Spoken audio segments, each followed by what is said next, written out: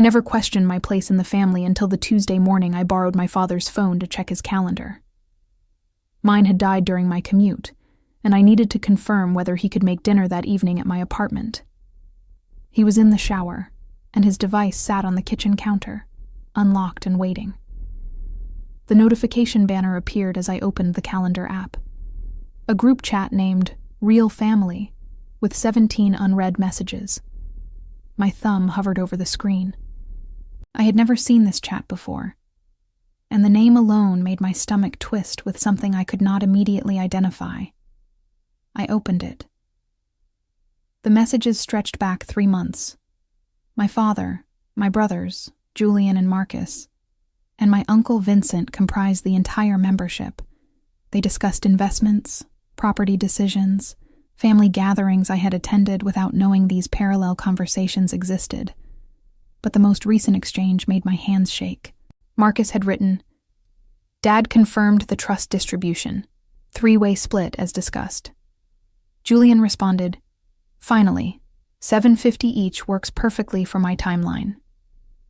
My father's message appeared last, time-stamped from the previous evening while I had been watching television in the next room. "Don't mention it to Bethany. She'll just create drama." Vincent had replied with a thumbs-up emoji. I stood in my childhood kitchen, the same kitchen where I had helped my mother prepare countless meals before she passed, where I had done homework at the table, where I had celebrated every milestone, and felt the ground shift beneath me. $750,000 times 3. That totaled $2,250,000 being distributed among my brothers while I received nothing. The shower shut off upstairs. I closed the messages, returned to the calendar, and memorized what I had seen. Every word, every number, every casual dismissal of my existence. My father emerged 20 minutes later, dressed in the charcoal suit he wore to the pharmaceutical distribution company he had built over 30 years.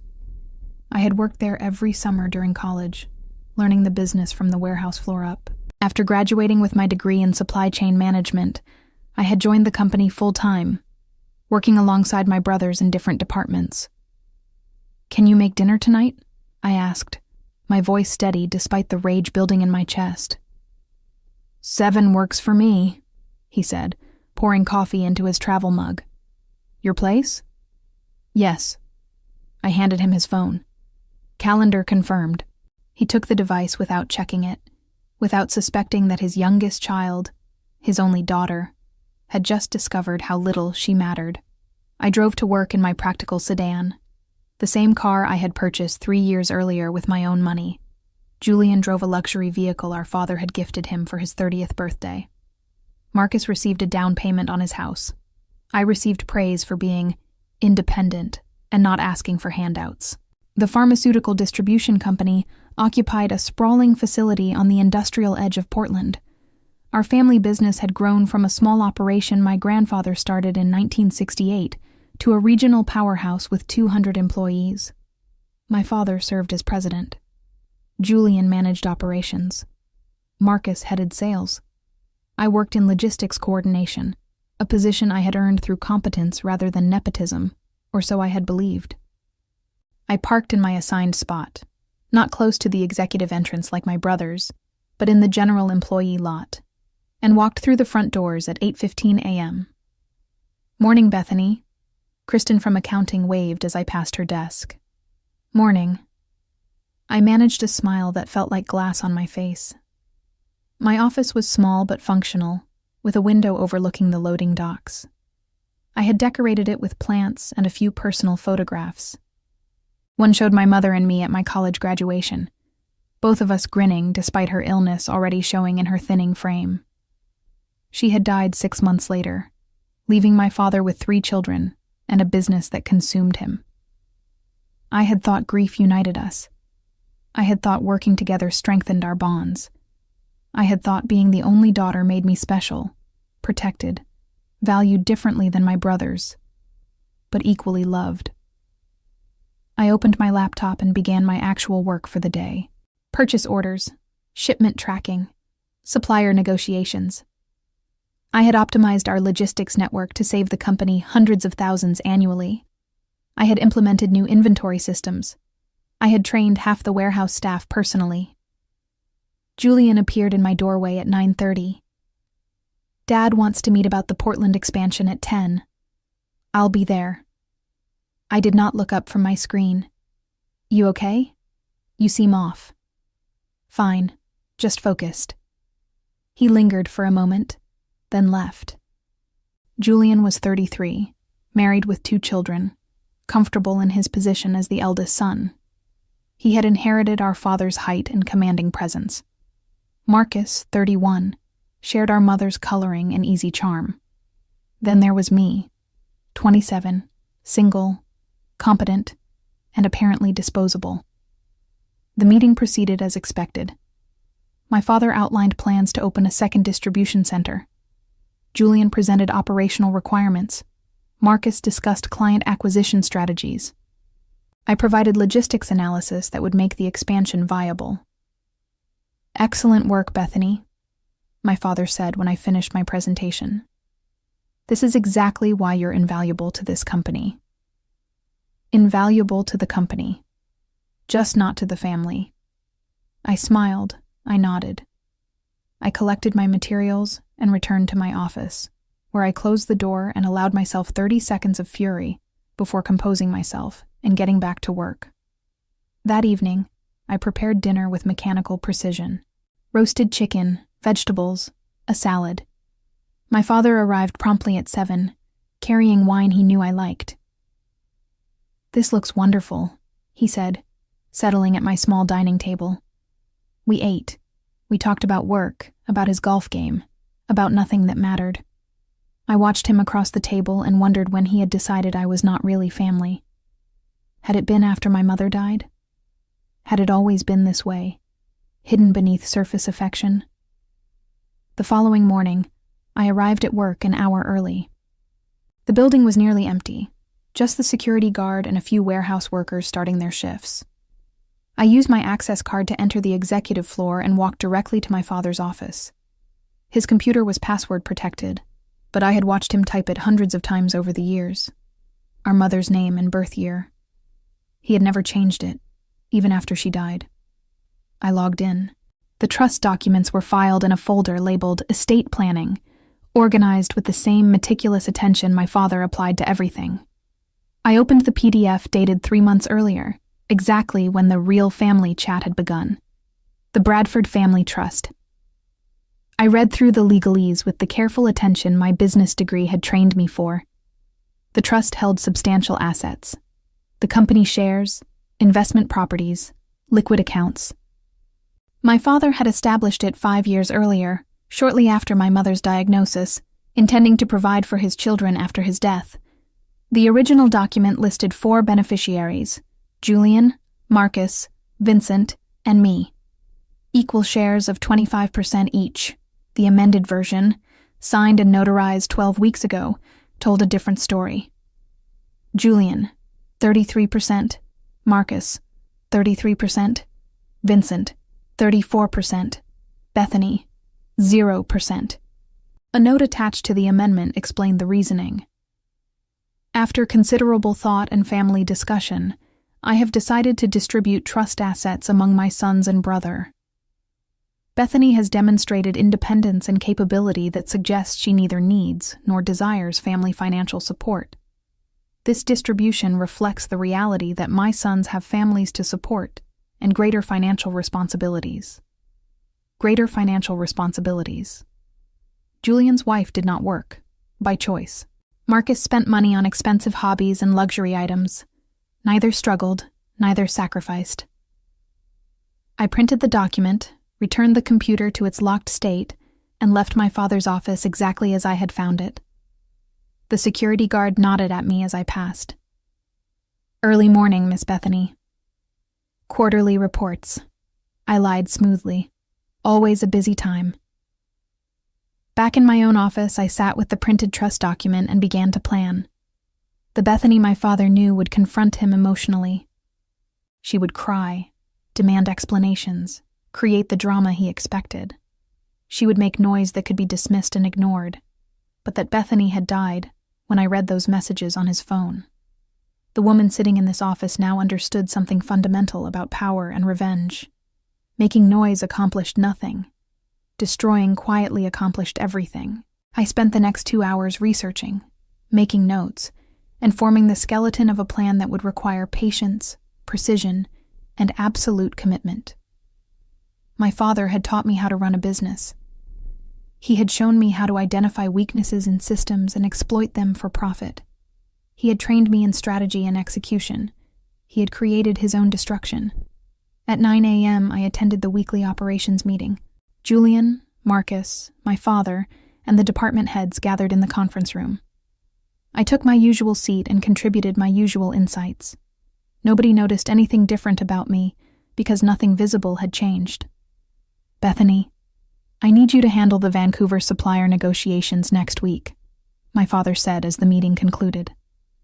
They're being difficult about the new contract terms. Of course. Vancouver. Perfect. The beginnings of an idea crystallized. Marcus caught up with me in the hallway afterward. Drinks Friday? Julian and I are meeting some college friends. Can't. I have plans. I did not elaborate. You're always busy lately. Need to make time for family. Family. The word tasted like poison. You're right. I'll try harder. He smiled, satisfied, and returned to his office. I watched him go, tall, confident, completely unaware that his sister had just lied to his face without hesitation. I spent the afternoon calling our Vancouver supplier, a mid-sized pharmaceutical manufacturer that provided 30% of our inventory. The company had been fighting our proposed contract changes for weeks, threatening to find other distributors. My father considered them difficult. I considered them opportunity. This is Bethany from Bradford Distribution, I said when the owner answered. I'd like to discuss a partnership opportunity that might interest you. By the end of the call, I had established the foundation for something my father would never see coming. The supplier wanted better terms. I could provide them, just not through Bradford Distribution. That evening, I met with Diane, my mother's closest friend, and a corporate attorney who had handled various legal matters for our family over the years. We sat in her downtown office with its view of the river, and I explained what I had discovered. Your father removed you from the trust. Diane's expression shifted from friendly to professional. When? 3 months ago. He amended it to exclude me entirely. Did he give you any indication this was happening? None. I found out by accident. Diane leaned back in her chair, studying me. You want to contest the trust amendment? No. I met her gaze steadily. I want to make sure it's legal and binding. I'm not following. I need to know that what my father did was legitimate, that he had the legal right to exclude me, and that the trust amendment will hold up under any scrutiny. Understanding dawned on Diane's face. You're planning something. I'm planning to protect myself. If he can cut me out of the family assets, I need to ensure my own financial security. Through the company? I'd rather not say more. I just need to know the trust is solid. Diane was quiet for a long moment. Your mother would be heartbroken. My mother is dead, and my father made this decision knowing exactly what it meant. Give me a few days. I'll review the trust documents and confirm their validity. She paused. Bethany, whatever you're considering, be very careful. Family businesses are complicated, and revenge can destroy more than you intend. I'm not pursuing revenge, I said. I'm pursuing survival. The Vancouver trip materialized faster than expected. Our supplier's stubbornness had created logistical nightmares that demanded immediate attention, and my father sent me north on Thursday morning with instructions to resolve the contract dispute or find alternative suppliers. I boarded the early flight with my laptop bag and a carefully constructed plan. The supplier's office occupied a converted warehouse in an industrial area outside the city center. Trevor, the owner, greeted me personally, a stocky man in his 50s with sharp eyes and a firm handshake. Your father sent his daughter to do the negotiating, he said as we settled in his office. My father sent his logistics coordinator who understands your business better than anyone else in our company, I replied, and who might be able to offer you something more interesting than what we've been discussing. His eyebrows rose. I'm listening. I spent the next 3 hours laying groundwork. I did not make promises I could not keep. I did not reveal my intentions explicitly. But I asked questions about his capacity, his distribution needs, his frustrations with our company's approach. I learned that Trevor had built his pharmaceutical manufacturing operation from nothing, that he resented being treated as a subordinate supplier, that he wanted partnership rather than servitude. Bradford Distribution has become too comfortable, he said over lunch.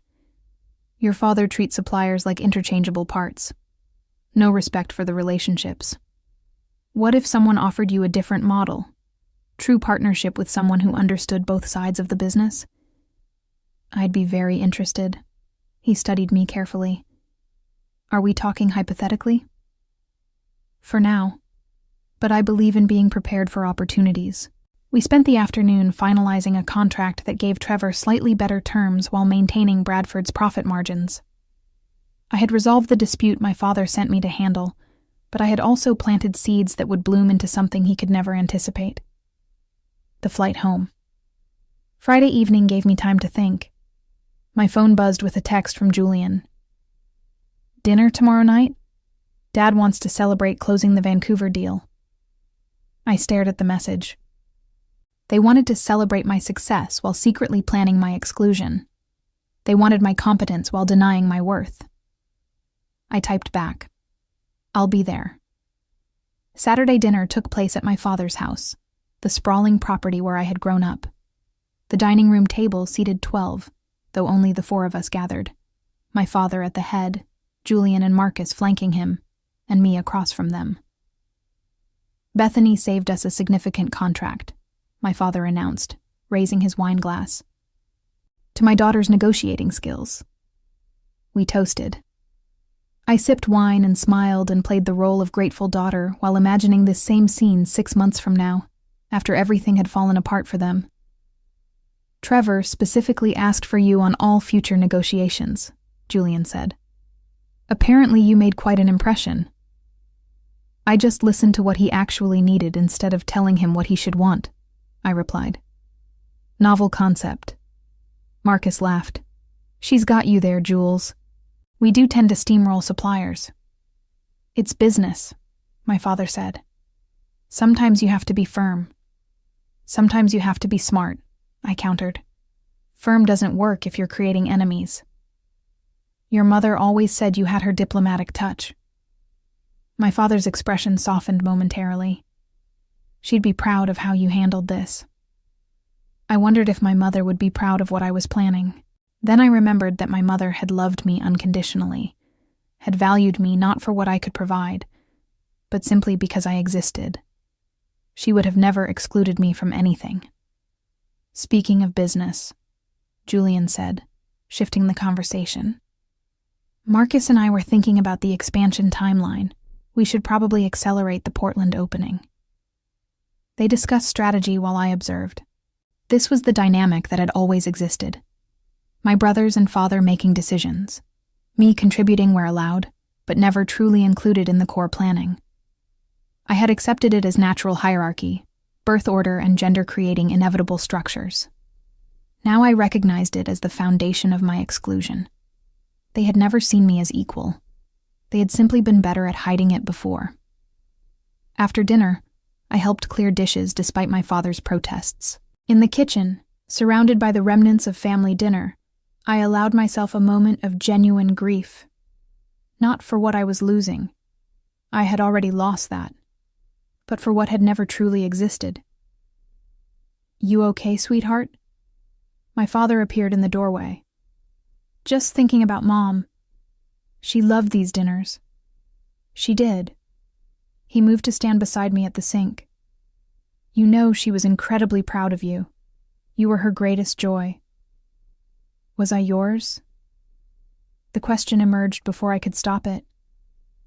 Of course. Why would you ask that? Just wondering sometimes if having a daughter was what you really wanted, or if you wished for 3 sons instead. Bethany. His voice carried surprise and what seemed like genuine hurt. You're my daughter. That's never been anything but a blessing. I looked at him directly. Good. I'm glad to know that. He squeezed my shoulder, completely missing the edge in my tone, and returned to the dining room. I finished the dishes alone, and when I left an hour later, I hugged my father and brothers with the same affection I had always shown. Sunday, I spent in my apartment with my laptop, building spreadsheets and researching corporate structures. I contacted Diane and asked about the process for establishing an independent distribution company.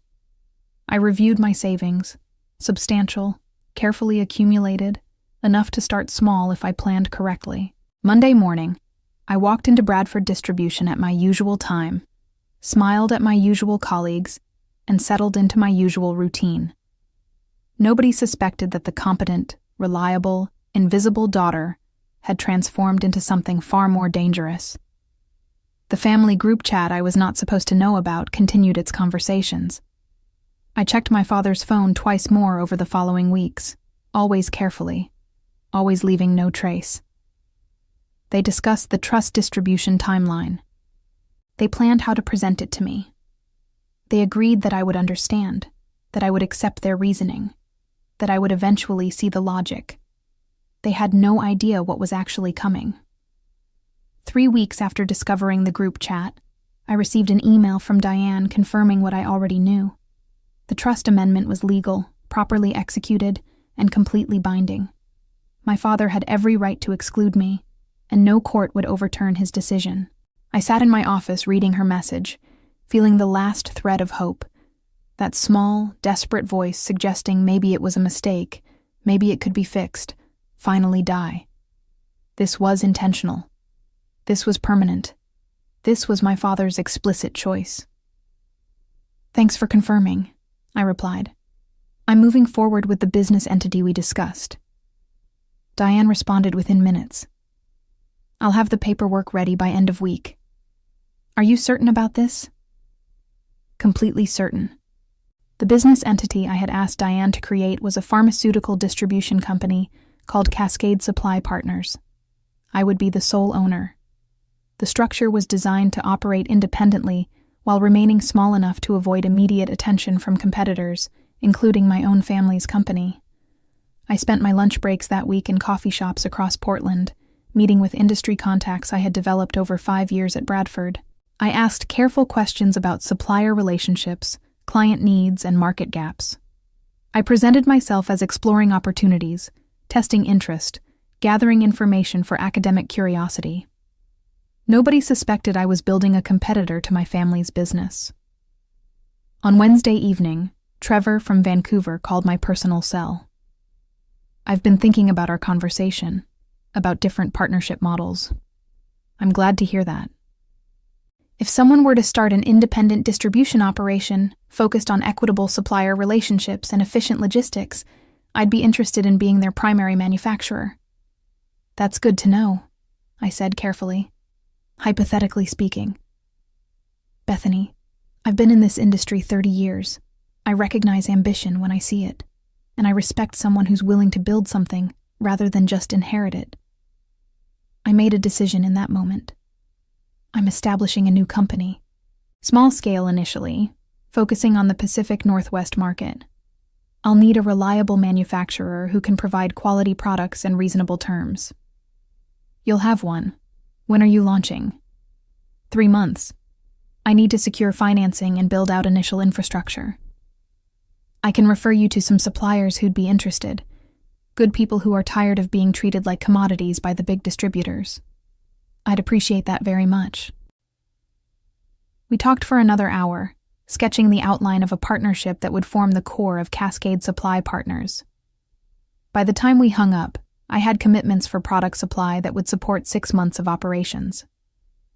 Thursday morning, I attended another operations meeting at Bradford.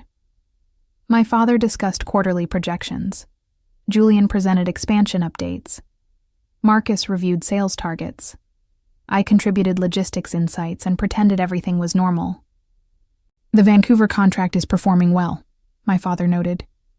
Trevor specifically requested Bethany handle all future communications with his company.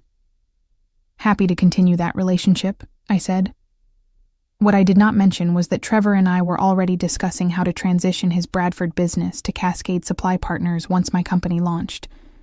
He had agreed to maintain current contracts until I was ready, then gradually shift his distribution partnership to my operation. Friday afternoon, Julian stopped by my office. Got a minute? Sure. What's up? He closed the door and sat across from my desk. I wanted to talk to you about something. Family stuff. My pulse quickened, but I kept my expression neutral. Okay. Dad's been working on estate planning, making sure everything's organized for the future. Makes sense. There's going to be some changes to how assets are distributed. He's trying to figure out the fairest approach for everyone. Fairest how? Julian shifted uncomfortably. Look, Marcus and I both have families. Kids, mortgages, responsibilities. You're single, you're independent. You've always been so capable on your own. What are you saying? Just that Dad's thinking about who needs support most. It's not about value or love. It's about practical considerations. I leaned back in my chair.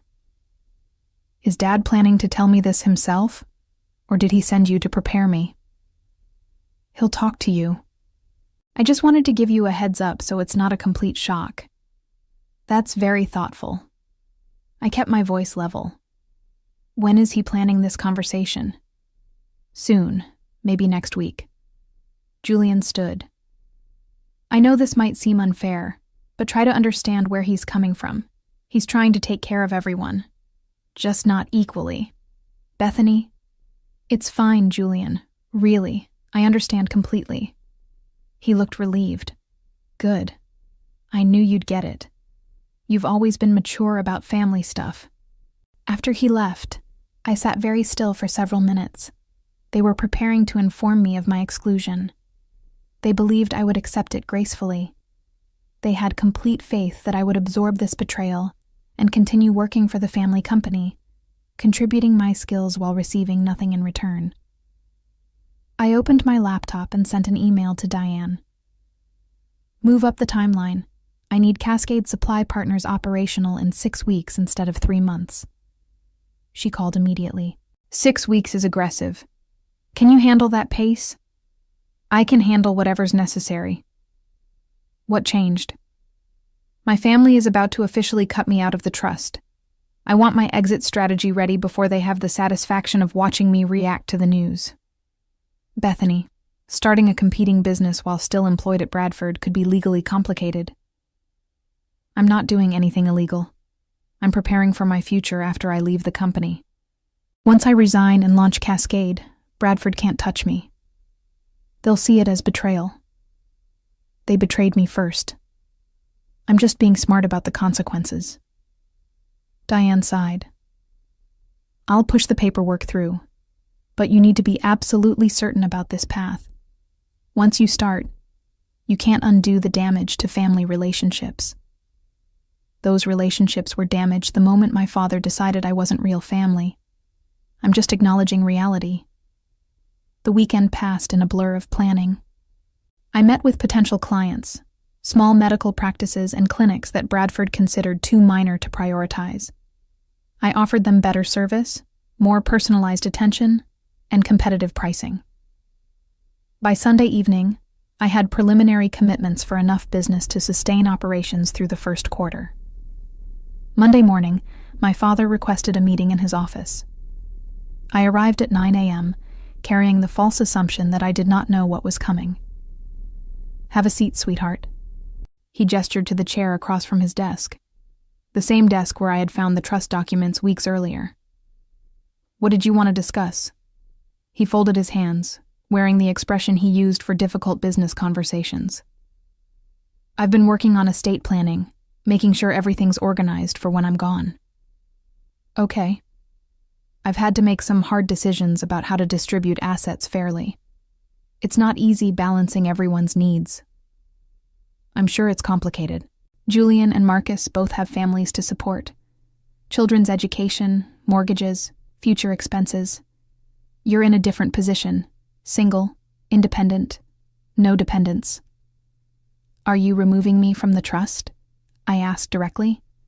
He blinked, surprised by my bluntness. I'm redistributing assets based on need. You've always been so capable, so self-sufficient. I know you'll be fine without family support. Yes, I understand. Bethany, this isn't about love. You know I love you, but not enough to treat me equally with my brothers. It's not about equality. It's about appropriate allocation of resources. I stood. Is there anything else you needed to discuss? I hoped you'd understand my reasoning. I understand perfectly. You've decided your sons deserve financial security, and your daughter deserves nothing. Very clear. That's not fair, my father said, his voice hardening. I've given you opportunities. I've employed you, trained you, provided for you your entire life. Employed me at market rate for work I perform. Trained me to benefit your company. Provided for me as any parent does until their child becomes an adult. None of that is exceptional, Dad. That's basic parenting and business practice. You're being dramatic. No, I'm being accurate. Julian got a car. Marcus got a house down payment. I got praise for not asking for help. I moved toward the door. Thank you for the clarity about where I stand. Bethany, wait. He stood, frustration evident. I expected you to be more mature about this. I am being mature. I'm accepting your decision without argument. What more do you want? Some understanding that I'm trying to be fair to everyone. You're being fair to Julian and Marcus. I'm just everyone else. I opened the door. Is there anything work-related you needed? Or are we done? We're done. His tone had shifted from paternal to cold. I'm disappointed in your attitude. Then we're both disappointed. At least that's equal. I walked out of his office, past my brothers who were standing in the hallway clearly listening, and returned to my own space. My hands were shaking, but not from sadness. From rage channeled into purpose. Julian appeared in my doorway 10 minutes later. That went badly. Did it? I thought it was honest. Dad's upset. You basically accused him of favoritism. He basically practiced favoritism. I just named it. Come on, Beth. You had to know this was coming. Single daughter versus married sons with kids. It's practical. It's discriminatory. But you're right. I should have expected it. I met his eyes. Don't worry. I'm not going to make trouble for the family. Good. Because this company is all of our futures. Not all of ours, I said quietly. Just yours. Marcus joined Julian in the doorway. We heard shouting. You okay? Fine. Just having a realistic conversation about my place in this family. Look, we know this sucks, Marcus said. But you're going to be fine. You've got your salary, your career. You don't need the trust money. Need and deserve are different things. Maybe we can talk to Dad about giving you something, Julian offered. Not an equal share, but something. Don't bother. I understand where everyone stands now. I turned back to my computer. I have work to do. They left eventually, though I could hear them talking in low voices outside my office. Let them discuss. Let them think they had won, that I was wounded but manageable. Every assumption they made worked in my favor. I spent the rest of the day finalizing supplier contracts for Cascade Supply Partners. Trevor had introduced me to 3 more manufacturers willing to work with a new distributor who offered partnership rather than domination. I now had product supply secured for 12 months. That evening, I met with my first official employee. Patricia had worked in Bradford's accounting department for 15 years before being passed over for promotion in favor of a younger, less experienced man my father liked better. She had given her notice 2 weeks earlier, planning to move to Seattle for a fresh start. We met at a quiet restaurant on the east side. "Tell me more about this company you're starting," she said after we ordered. "Pharmaceutical distribution, Pacific Northwest focus, commitment to ethical supplier relationships and efficient operations.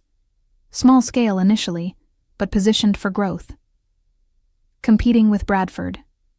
Operating in spaces Bradford ignores. Different approach, different philosophy. Your father's company." "My former father's company. I'm leaving within the month." Patricia studied me carefully. "This is revenge. This is survival. Revenge is just a beneficial side effect." She smiled slowly. "I'm interested. What position are you offering?" "Chief Financial Officer. Equity stake, competitive salary once we're profitable, ground floor opportunity to build something significant." "I'm in."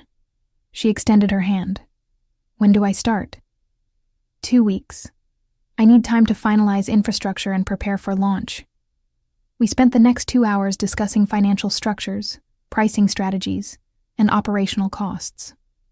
Patricia was brilliant, detail-oriented, and deeply motivated by the same hunger for recognition that drove me. Bradford had wasted her. Cascade would benefit from her. By the end of the evening, my company had a CFO, a launch date 6 weeks out, and a comprehensive business plan that would position us perfectly to compete with the family business that had rejected me. Wednesday morning, I arrived at Bradford to find an envelope on my desk. Inside was a formal letter from my father, explaining the trust amendment in legal language that made exclusion sound like practical asset management. No apology. No acknowledgement of hurt. Just corporate efficiency applied to family relationships. I filed the letter carefully. Documentation of motivation. That afternoon, I took a long lunch and met with a commercial real estate agent. Cascade needed office and warehouse space. We toured 3 properties, settling on a facility 15 miles from Bradford's location, close enough to compete for clients, far enough to maintain independence. "When do you need possession?" the agent asked. 30 days. Can that be arranged?" "For the right client, absolutely." I signed the lease agreement that evening. Cascade Supply Partners now had physical infrastructure, supplier relationships, initial clients, key personnel, and a founder who understood every vulnerability in her primary competitor's operations. Thursday morning, Julian cornered me in the break room. "Dad's still upset about your reaction."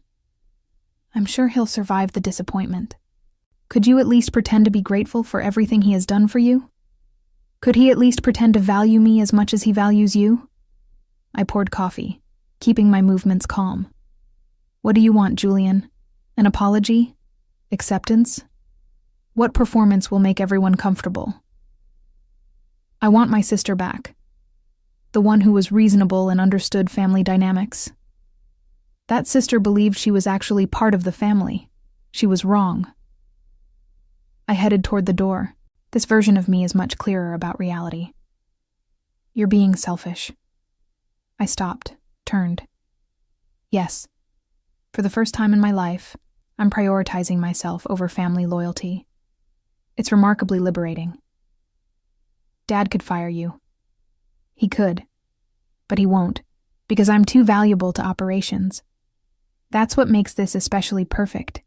I'm useful enough to keep, just not valuable enough to include."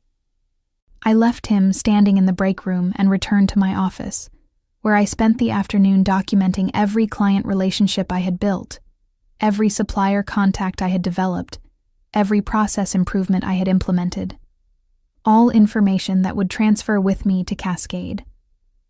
At 5 p.m., I received a text from Marcus. "Family dinner Sunday. Dad wants to move past this awkwardness." I replied, "I'll be there." One more performance. One more evening of pretending everything was fine, while I finalized the destruction of everything they had built on my exclusion. Sunday dinner was a masterclass in tension disguised as normalcy. My father grilled steaks on the patio. Julian's wife brought a salad. Marcus opened wine. I arrived with dessert and a smile that concealed calculations. "I'm glad you came," my father said when I walked in. "Family is important, regardless of disagreements."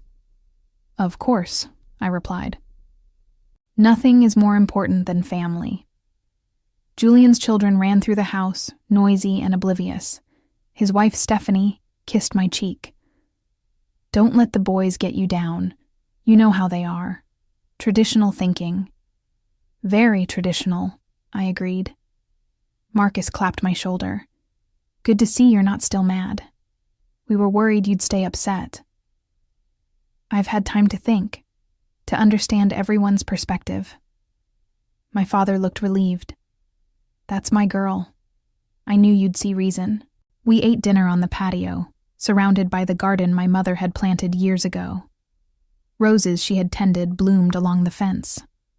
I remembered helping her prune them, learning the difference between productive cutting and damage. She had taught me that sometimes you have to remove dead wood to encourage new growth. "The expansion is moving faster than projected," Julian said between bites. "We might open the new facility by fall instead of winter." "That's ambitious," I noted. "Logistically challenging with our current staffing. We'll manage, we always do." "What about supplier relationships? Trevor mentioned Bradford's been pushing aggressive terms with several manufacturers." Julian waved dismissively. "They'll accept our terms, or we'll find other suppliers. That's basic negotiation." "What if they walk away?" "They won't. They need us more than we need them." I smiled, saying nothing, thinking about Trevor and 3 other manufacturers who had already committed to Cascade instead of Bradford. Julian's confidence was built on assumptions that were already crumbling. After dinner, my father pulled me aside. "I appreciate you being here. I know the trust situation is difficult." "You made the decision you felt was right," I said carefully. "I can't change that." "No, you can't." He seemed satisfied by my acceptance. "But I want you to know that your future at Bradford is secure. You'll always have a place in the company. As an employee, as a valued team member, that counts for something." "It does," I agreed. "Just not as much as being family." His expression tightened. "You are family. The trust distribution doesn't change that. If you truly believe that, then we're operating with different definitions of family." I touched his arm gently. "But I'm not going to fight you on it. You have the right to distribute your assets however you choose. Thank you for understanding." I left shortly after, hugging everyone with appropriate warmth. In my car, I allowed myself a moment of pure satisfaction. They thought I had surrendered. They believed my calm acceptance meant resignation. They had no idea I was counting down to detonation. Monday morning, I submitted my resignation letter to Human Resources. 2 weeks' notice, professional language, no explanation beyond pursuing other opportunities. The HR director called me immediately. "Bethany, is everything okay? Does your father know about this?" "I haven't discussed it with him yet. I wanted to file the paperwork first." "This seems sudden. Is there anything we can do to change your mind?" "No, but thank you for asking." She processed the resignation with obvious reluctance, and within an hour, my father stormed into my office. "What the hell is this?" He waved the resignation letter.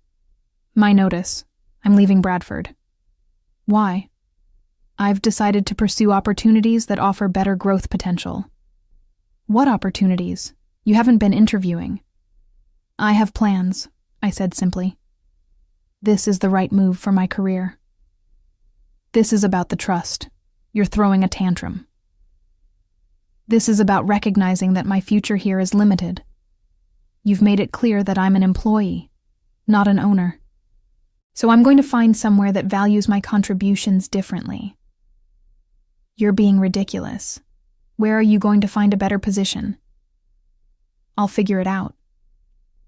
My father's face reddened. "You're going to a competitor, aren't you?" You're going to betray this family by working for someone else in the industry. I'm not betraying anyone. I'm making a career decision based on my own interests, exactly like you made a financial decision based on yours. If you go to a competitor, I'll make sure you never work in pharmaceutical distribution again. That would be petty and vindictive, I said calmly, but you're certainly entitled to try. He stared at me, anger and confusion warring across his features. I don't understand you anymore. You never did. You just didn't notice until I stopped pretending. Julian and Marcus appeared in the doorway. What's going on? Julian demanded. Your sister is quitting. Bethany, come on, Marcus said. Don't do this. Don't let pride ruin your career. My pride isn't ruining anything. I'm making a rational choice based on clear evidence about my future here. We can work this out, Julian tried. Talk to Dad. Negotiate something. There's nothing to negotiate. Dad made his decision about my value. I'm making mine about where to invest my time and skills. You're making a mistake, my father said coldly. A serious mistake that you're going to regret. Maybe. But it will be my mistake to make. I spent my final 2 weeks at Bradford documenting processes and transitioning responsibilities. I was professional, thorough, and gave no indication that I was doing anything except preparing for a graceful exit. On my last day, my coworkers threw a small goodbye gathering in the break room. Cake, cards, wishes for success. My family was notably absent.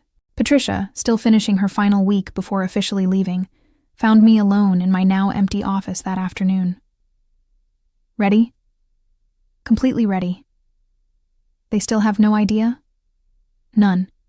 They think I'm going to another company, maybe taking time off. It hasn't occurred to them that I would compete directly. It's going to be nuclear when they find out. That's the idea. We walked out of Bradford Distribution together at 5 p.m. on the last Friday in May. The sun was warm, the sky clear, and my future, terrifying and exhilarating, stretched out ahead. Cascade Supply Partners would officially launch the following Monday. I had spent 6 weeks building infrastructure, securing suppliers, recruiting clients, and preparing for war disguised as business competition. My father had taught me strategy. My mother had taught me patience. My brothers had taught me that loyalty meant nothing if it was not reciprocated. Now I would teach all of them what happened when you underestimated the person you had decided was not real family. The weekend before launch, I received one final text from the group chat I was never supposed to see. Marcus had written, "Bethany's gone. Good riddance to the drama." Julian replied, "She'll come crawling back when she can't find another job." My father's response, "Let her learn the hard way. Maybe she'll appreciate what she had here." Vincent added, "Family business is better without the emotional complications." I took a screenshot, saved it, and deleted the notification. Evidence of their complete blindness to what was actually happening. Monday morning, I stood in Cascade's small warehouse, watching Patricia finalize inventory systems and our first shipment being loaded onto trucks. My phone rang. Trevor, from Vancouver. "First order is shipping today. Welcome to business ownership, Bethany. Thank you for believing in this." "I'm not believing in the business. I'm believing in you. Big difference." The trucks rolled out at 9 a.m., carrying pharmaceuticals to 6 different clinics that had quietly shifted their orders from Bradford to Cascade. Small accounts, barely noticeable in Bradford's portfolio, but enough to fund operations and prove the model worked. By noon, I had confirmation that all 6 deliveries had been successful. By 3 p.m., 2 more clinics had requested information about switching to Cascade. My phone buzzed with a call from Julian. I let it go to voicemail. He called again. Again, I ignored it. The 3rd time, I answered.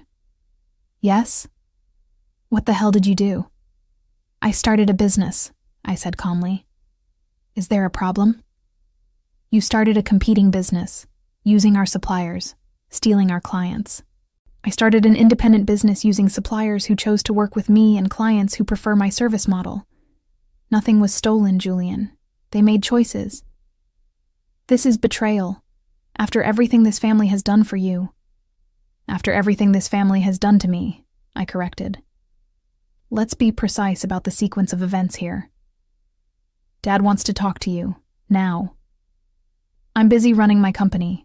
He can schedule a meeting like any other business contact. Bethany, this is serious. You're attacking the family business. I'm operating a legitimate competitor. If Bradford can't handle competition, that sounds like a Bradford problem. I ended the call. 5 minutes later, my father called. I answered on the 4th ring. What do you think you're doing? His voice shook with rage. Building a pharmaceutical distribution company, Cascade Supply Partners. We officially launched today. Using information you stole from Bradford. Using relationships you developed while employed here. Using knowledge I earned through years of work and relationships I built through professional competence. All of which belongs to me, not to Bradford.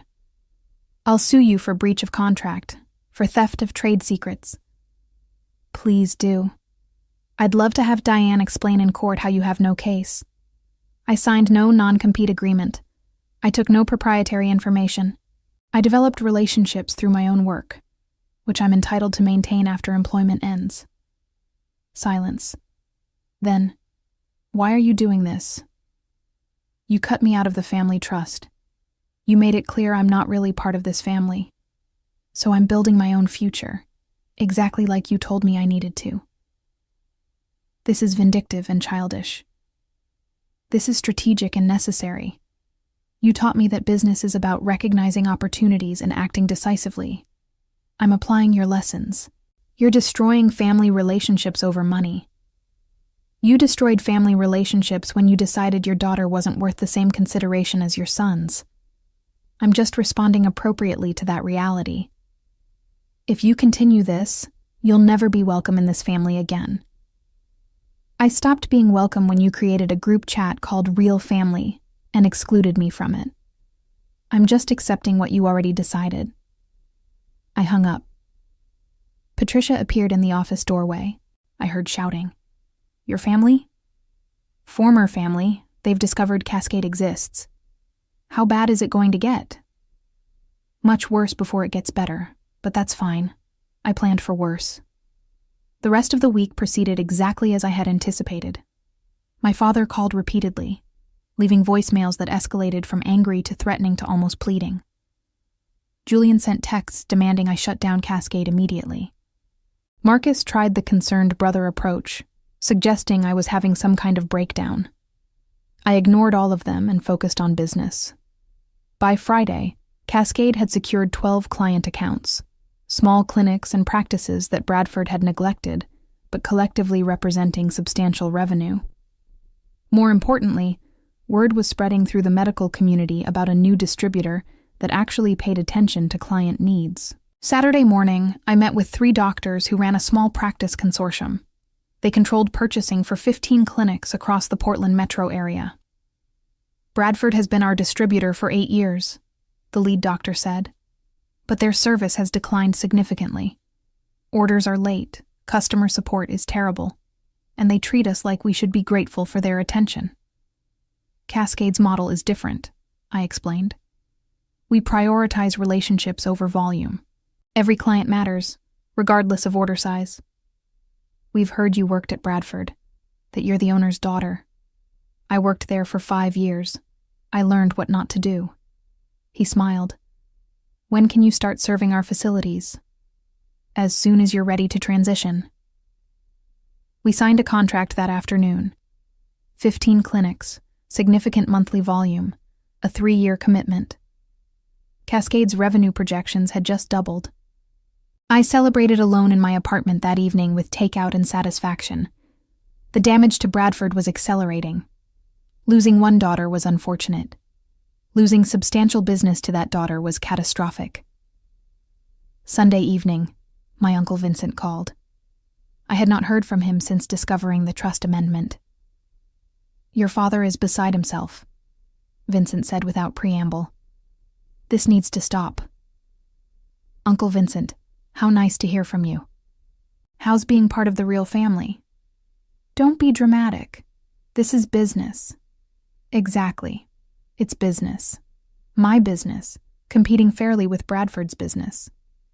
You're hurting people who love you. People who love me would have treated me like family instead of an expendable employee. You were part of the decision to exclude me, Vincent. You voted for my removal from the trust. Because it made financial sense. Julian and Marcus have families. And I have ambition, competence, and a remarkable tolerance for being underestimated, which is working out very well for me. Your father made you who you are. You owe him loyalty. My father made a choice about my worth. I'm simply accepting his valuation and building accordingly. He's talking about legal action. Let him try. I've done nothing illegal, and any lawsuit would only publicize how badly Bradford treats both family and clients." Vincent was quiet for a moment. "You've changed." "No. I've just stopped pretending that being agreeable would earn me respect. Turns out taking what I deserve works better than hoping someone will give it to me." Monday morning, Trevor called with news. 2 more manufacturers want to talk to you about partnership agreements. Word is spreading that you're doing business differently. How quickly can we expand capacity? I can increase production by 30% within 6 weeks. The other manufacturers can help fill gaps. Do it. Cascade is growing faster than projected. By the end of the 2nd week, we had 22 client accounts and commitments from 4 major suppliers. Patricia had hired 2 additional staff members. I had signed a lease on expanded warehouse space. Bradford, meanwhile, was bleeding. The 3rd week after Cascade's launch, Julian appeared at my office unannounced. He walked past our small reception area and stood in my doorway looking exhausted. "We need to talk," he said. "You need an appointment." "Bethany, please, 5 minutes." I gestured to a chair. He sat, and I noticed the tension in his shoulders, the tightness around his eyes. "Bradford lost the Practice Consortium account," he said. 15 clinics. We just found out they switched to you. They preferred our service model. Our revenue is down 18% this month. Dad is furious. Marcus is panicking. Our suppliers are questioning whether to renew contracts. Sounds like a challenging business environment. You're destroying us. I'm competing with you. There's a difference. Julian leaned forward. "What do you want? Money? An apology? Tell me what it takes to end this." "I want you to understand something fundamental," I said quietly. "You and Marcus and Dad decided I wasn't real family. You excluded me from the trust, dismissed my value, and expected me to accept it gracefully. So I did accept it, by leaving and building my own success. We made a mistake. Dad admits that now. Does he admit it because he's genuinely sorry, or because I'm costing him money?" Julian hesitated. "Both. Not good enough. You don't get to value me only when I'm useful or threatening. Either I matter inherently, or I don't matter at all. You chose the second option. Now deal with the consequences." "So, this is permanent? You're just going to keep attacking Bradford until we collapse?"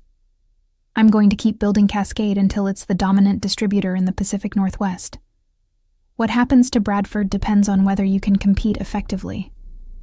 With you using everything you learned from us against us. With me using everything I earned through my own work to build something better. Important distinction." Julian stood. "He wants to meet with you, all of us together, to discuss options." "There's nothing to discuss. But I'll meet with him if he wants. Wednesday, 2 p.m., neutral location. Choose a coffee shop downtown. He'll want to meet at his office. Then he'll be disappointed. I don't work for Bradford anymore. I don't follow his schedule or show up at his locations. Equal footing or no meeting. I'll tell him." After Julian left, Patricia came in. That looked tense. They're starting to understand the situation is real. "Are you going to negotiate?" "I'm going to listen to what they offer and reject it. This isn't about reaching an agreement. It's about making them understand that their decisions have permanent consequences. Wednesday afternoon, I arrived at a coffee shop in the Pearl District exactly at 2 p.m. My father, Julian, Marcus, and Vincent were already seated at a corner table. I ordered coffee and joined them. "Thank you for coming," my father said stiffly. "You have 30 minutes. What did you want to discuss?" "We want to offer you a deal. Come back to Bradford. We'll make you a partner, give you equity, include you in major decisions." "And the trust?" "We can discuss amendments." "Amendments, not equal distribution, but some token amount to appease me?" "A fair amount based on—" "Stop," I interrupted. "Let me be very clear. I have zero interest in returning to Bradford in any capacity. I have my own company, which is profitable, growing, and positioned to overtake your market share within 18 months. "That's unrealistic," Marcus said. "You're too small. I was too small 3 weeks ago. Now I have 22 accounts, 5 supplier partnerships, and aggressive expansion plans. In 6 months, I'll have 50 accounts. In a year, 100. Bradford's business model is outdated. Your client service is terrible, and your supplier relationships are exploitative. I'm offering better alternatives, and the market is responding." "We can improve," Julian argued. "We can match whatever you're offering. You're a large, established company with entrenched practices and my father's ego-driving decisions. You can't pivot fast enough to compete with a lean, hungry operation that's built specifically to exploit your weaknesses." My father's face had gone red. "So, what do you want? To watch us fail?" "I want you to understand what you did. You looked at your 3 children and decided one of them didn't matter. You created a group chat called Real Family and excluded the person who had worked hardest to earn her place. You made me understand that biology doesn't guarantee value and loyalty doesn't guarantee reciprocation." "We made a mistake," Vincent said. "Can't you accept that and move forward? You made a choice. Choices have consequences. This is yours." I stood. 25 minutes. I'm being generous with your time. "Bethany, wait." My father stood as well. "Please, can't we find some resolution that doesn't destroy everything? You destroyed it when you amended the trust. I'm just making sure the destruction is distributed equally." I picked up my coffee. "Good luck with your business challenges." I walked out, leaving them sitting in stunned silence. That evening, Diane called. "I heard about the meeting. How did it go?" "Exactly as planned. They're desperate, scared, and finally understanding that I'm serious. Your father's attorney contacted me. They're considering legal action based on unfair competition claims. Let them file. We both know they have no case. It would be expensive in public." "Good. I want it public. I want everyone to know that Bradford Distribution excluded the daughter who built half their operational efficiency, and that she responded by building a better company." "You're not interested in reconciliation at all, are you?" "They're interested in stopping their business losses. I'm interested in permanent consequences for permanent choices.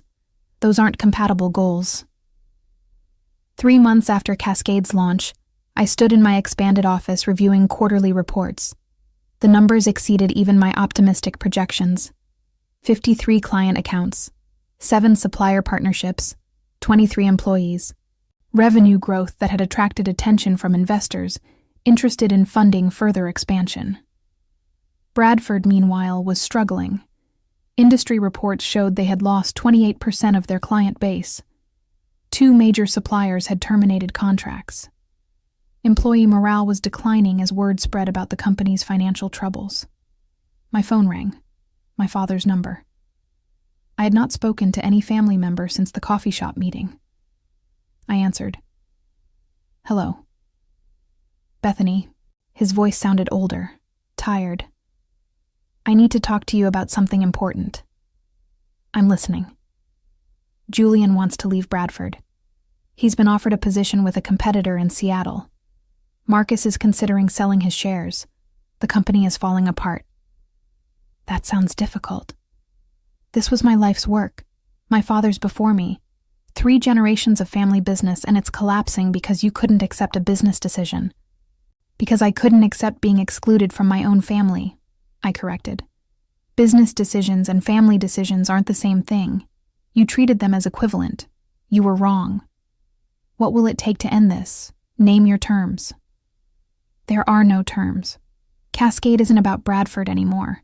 It's about building something excellent that happens to compete with you. If Bradford fails, it fails because you couldn't adapt, not because I destroyed you. You took everything I taught you and used it as a weapon against me. You taught me that competence matters, that strategy wins, that sentiment is weakness in business. I'm applying every lesson perfectly. I never taught you to betray family.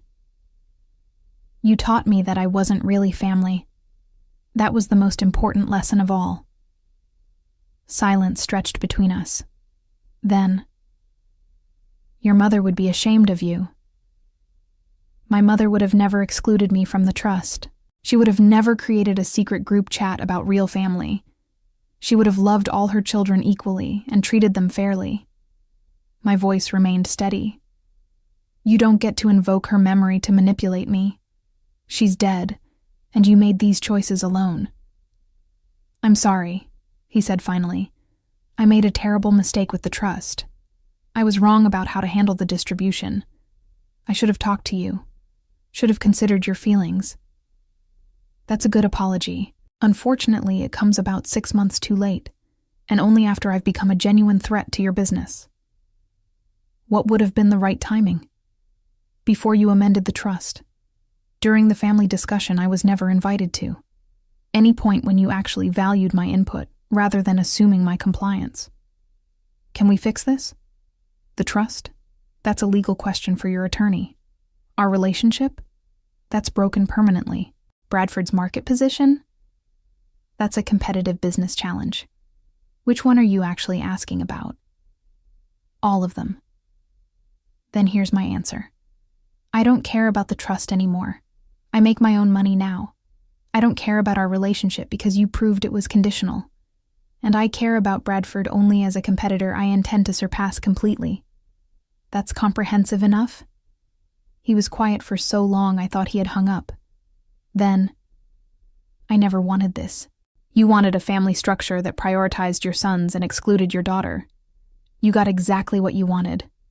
Everything that followed was just logical consequences. Julian said you're planning to expand into Washington and Oregon territories. We've already expanded. Cascade now operates in 4 states with plans for California by next quarter. You're going national. Eventually, we have investor interest and market demand.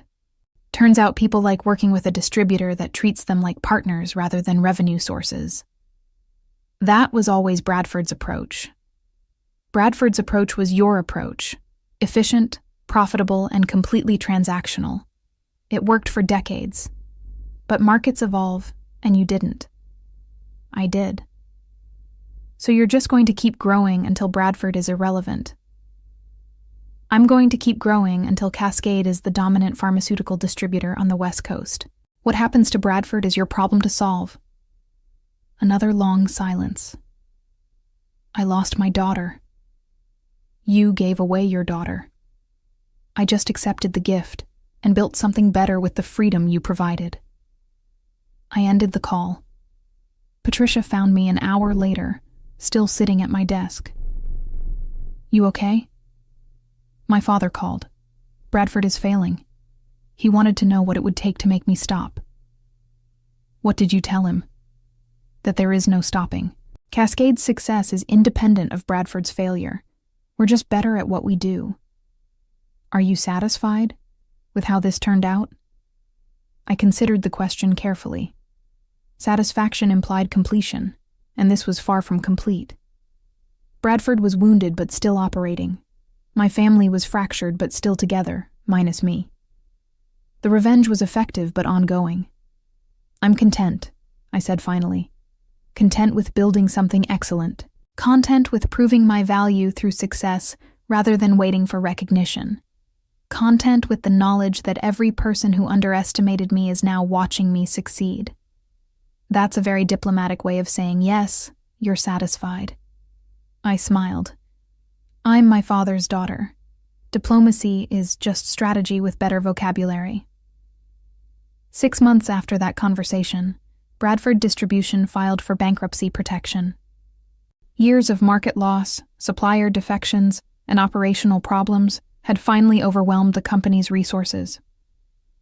My father sold the business assets to a larger competitor and retired, publicly citing health reasons, but privately acknowledging defeat. Julian took the Seattle position. Marcus went into real estate. Vincent invested in a completely different industry. The family business that had spanned 3 generations ended, not with celebration, but with quiet dissolution and mutual blame. Throughout Bradford's collapse, none of them ever acknowledged that it began when they decided their daughter and sister was not real family. They blamed market forces, bad timing, and competitive pressures. They never admitted that their own cruelty had created their most dangerous competitor. I attended Bradford's final day of operations, watching from across the street as the last employees cleared out their desks.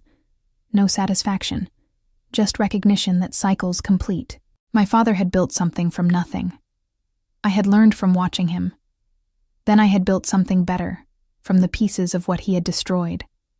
Cascade Supply Partners continued to grow, expanding throughout the western United States and establishing the reputation I had envisioned: ethical, efficient, excellent. We treated suppliers like partners, clients like priorities, and employees like assets worth developing.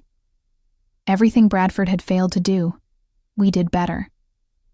My father reached out twice more over the following year. Once to congratulate me on a profile in a trade publication, once to ask if we could have coffee and talk about nothing important. I declined both times, kindly but firmly. Some bridges, once burned, should stay as ash in memory. The family trust that had started everything was eventually distributed according to the amended terms. Julian, Marcus, and Vincent each received their portions. I received nothing, exactly as planned. By that point, my personal net worth exceeded what any trust distribution would have provided. I had made my own fortune, built my own legacy, and proved definitively that being excluded from the family only meant I was free to exceed them. My brothers tried to reconnect several times. Holiday messages, birthday texts, invitations to nephews' events. I responded politely but distantly. They were people I used to know, connected by biology and history but not by present relationship. The group chat called Real Family still existed, I assumed. I would never know, and I no longer cared. The consequences for those who had dismissed me were exactly what I had intended. My father lost his company and his daughter, learning too late that conditional love creates conditional loyalty. Julian and Marcus lost their inheritance's security, the family business they had expected to sustain them, and a sister who might have been their ally if they had treated her as equal. Vincent lost his investment and his position, collateral damage to someone else's cruelty.